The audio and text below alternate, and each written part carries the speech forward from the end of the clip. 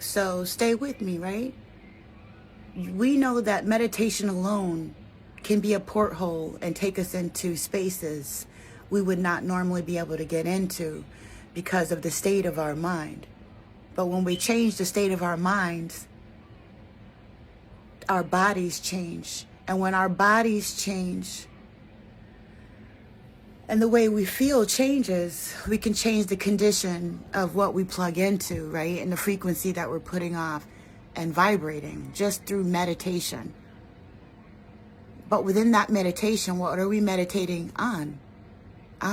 Now that's the question.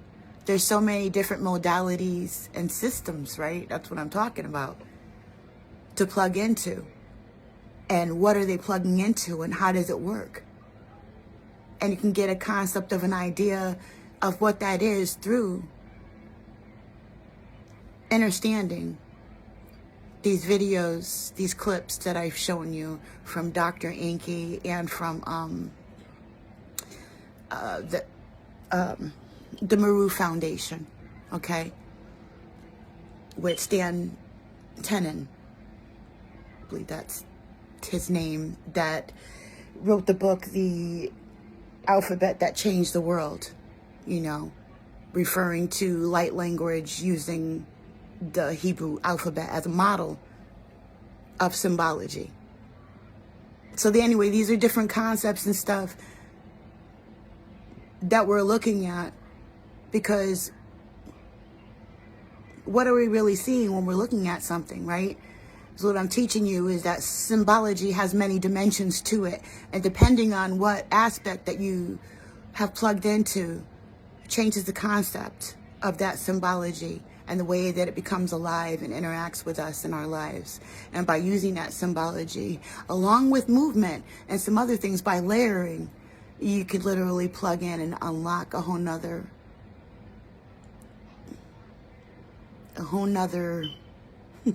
akash, a whole nother thing, okay? And that's how we create not new things, but combinations and different understandings of what's already there. Deeper concepts and revelations, because we've gone back through information. And so it's through reflecting that we grow. It's through acknowledging what's already there, like realizing that an herb can heal certain things because we've taken another look at it, because we've revised or added different combinations to, you know, a medication or a treatment that changes the whole aspect of it, that makes it work. You know, by removing one little chromosome, you totally destroy the way that DNA or that biology works. Okay, things are tightly woven, and the little things, don't forget about the little things, because they matter, or they don't matter. Either they congeal, they jive, they work, or they don't work. Anyway, much love to you and yours. This is Siren Buddha Medicine. I'm referring to this because I'm stacking your information in regards to Qigong, therapeutic dance, right? And the use of symbology. And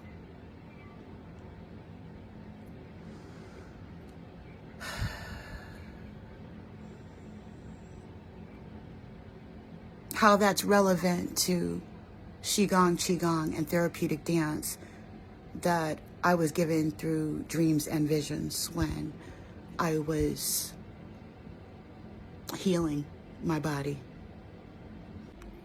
So this is relevant to me personally because the ancestors, through dreams and visions, gave me a dance, and I had no idea what I was doing at first. It was just trusting them and doing it. My body needed healing, and I had post-traumatic brain injury. I had sciatica and osteo, and I was in my early 30s. And so I also had, mysteriously, a stroke in the middle of the night while I was sleeping, and I woke up and one side of my face was drooping, and I was I used to have to use those little scooter chairs that you use to go in the grocery store to get around in the grocery store, and I walked with a cane. And little by little, I started listening to the guidance of my spirit guides, realizing what they were slowly. Started trusting the inner voices, which is interdimensional, right? And they started telling me what to do. And I went from this cane to a staff.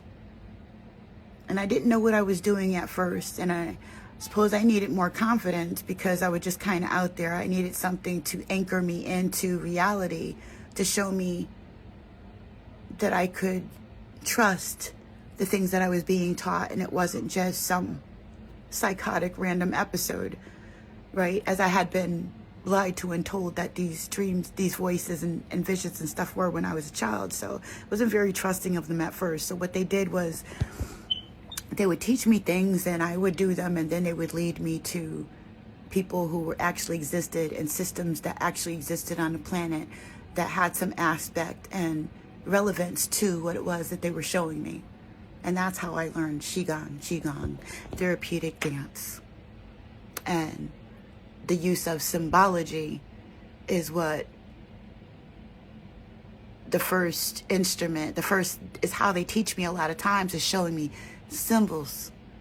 And those symbols can lead to so many other things, as I've been squawking about for a while. Watch other videos that I've done. Anyway, if you get it, you get it. If you don't, you don't. If you get it, it's for you. If you don't get it, it's okay. You know, move along and find something that you do get and do it well. I'm out. So when it comes to flocking and swarming and internal space, I'm talking about how interdimensionally space changes when it comes to number and proximity. So when there's an enmeshment, when there is a proper conjunction between elements, particles, items, then they synchronize. And through that synchronization, they create another force of energy because they're combined. And you can actually steer plasma fields and energy.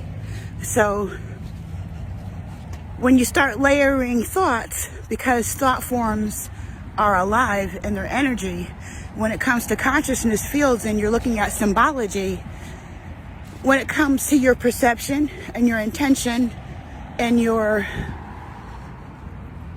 the way that you decide to use whatever symbology that you've come up with, you can literally stack these concepts, these thoughts, these ideas that are alive, and come up with an inertia where you can utilize the energy, right? That inertia creates an aspect of energy that can actually be utilized as a part of your plasmic field.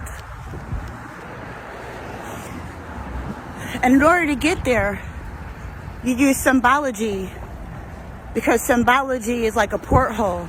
It takes you to a space interdimensionally, and depending on your concepts and your intentions is going to heavily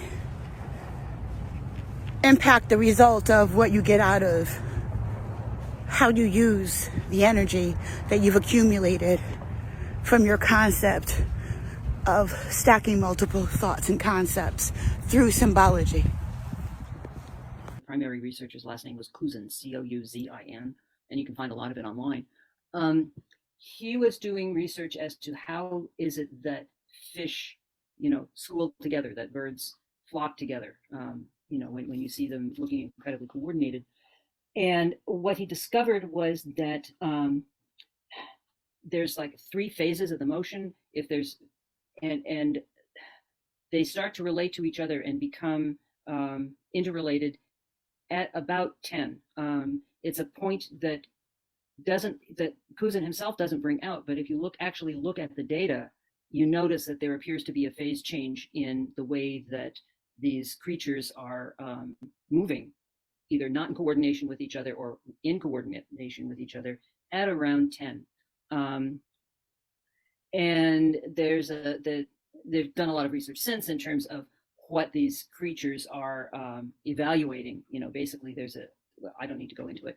And that what appears to happen is, at least with some of them, is that there's first random motion, and then they tend to form a ring and then move off, which is very similar to the spiral and spiral vortex that creates the hand model. That is a really low res explanation of the relationship that Stanley explored, both in this paper, and if there's material in our book itself which goes into it in more organized detail. What he had talked about is 10 people, in a room with love for each other, a common idea or goal, perhaps, and then perhaps utilizing the hand gestures in synchronicity to accomplish some. Yeah, the idea is that resonance. The idea is 10 as a demarcation for a phase change. I think we've discussed it previously also that mathematically there is a difference between dealing with geometrical figures below 10 dimensions and above 10 dimensions. I think we dealt with this before. You can find it out in our book, but it's there in the math. There's something that happens at 10 somethings, 10 whatevers.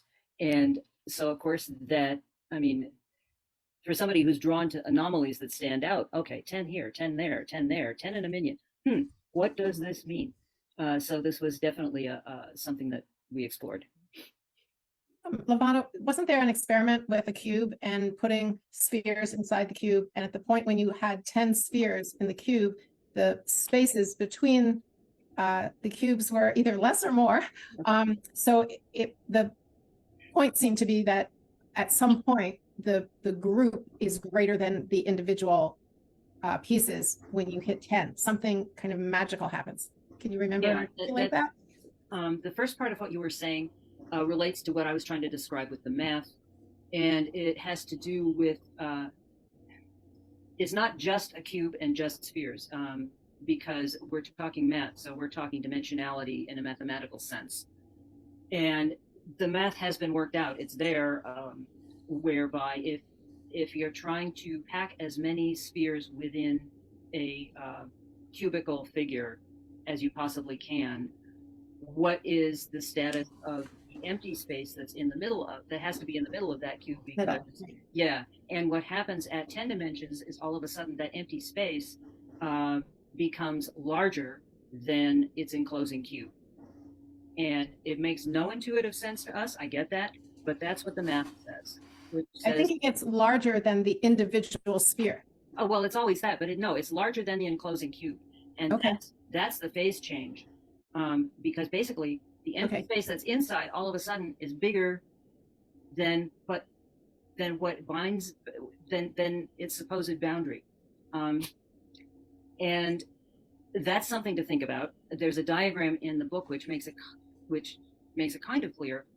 But if you think in terms of 10 people in a minion, having enough to have that resonance to perhaps make one's prayers or the prayers of the minion reach farther than otherwise. I don't know really how to express it, but change dimension, change resonance. Again, there was so much more to explore on this, but it gives some sense as to why 10 were I don't know, designated, noticed, whatever you want to say. There are traditional explanations for why there are 10, why a minion requires 10, but this is like something different that also points to it. Daniel, did you have a comment? Well, yeah, I mean, it's it's kind of like the TARDIS, in Doctor Who. It's bigger on the inside than it is on the outside. It's I mean, in a kind of philosophical way, when your life includes other people, then you are, you're quite literally bigger on the inside than you are on the outside.